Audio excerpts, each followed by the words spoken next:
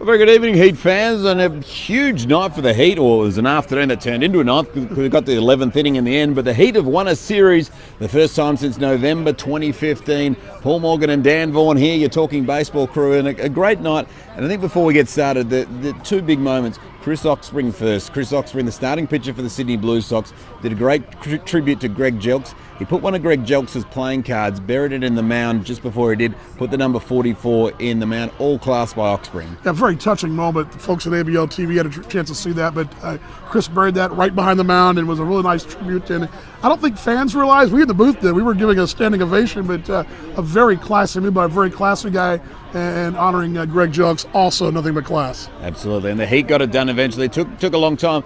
A blown save in the end, Warwick Silpole, they came in with a 6-4 lead.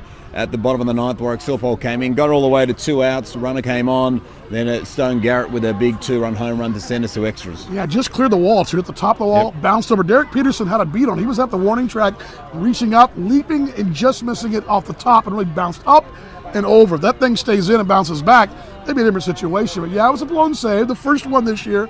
I got no problem with it. I think Warwick is throwing good stuff. He's got great velocity. Remember, he's trying to find his way back, too. He's been off. He's been got the rust off. So Warwick Silpole up in the mid-90s, knocked around a little bit. But again, I think most, especially going forward in high-leverage situations, I feel good about him being there.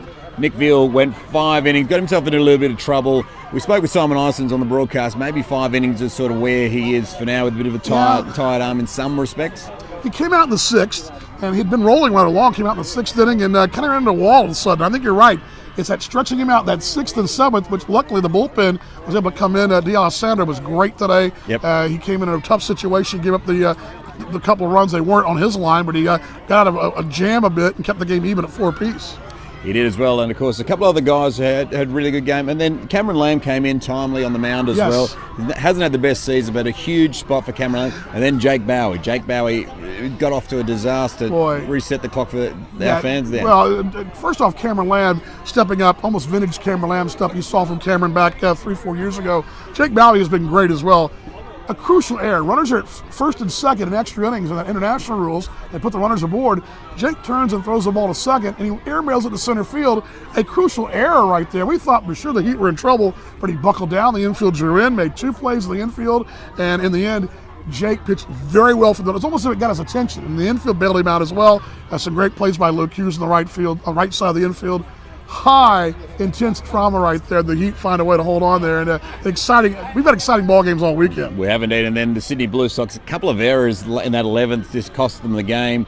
Error-riddled series for the Sydney Blue Sox. That they're really a series that'll hurt that flight home for the Blue Sox. It will. 3 errors again in this ball game. They did every ball game in the series.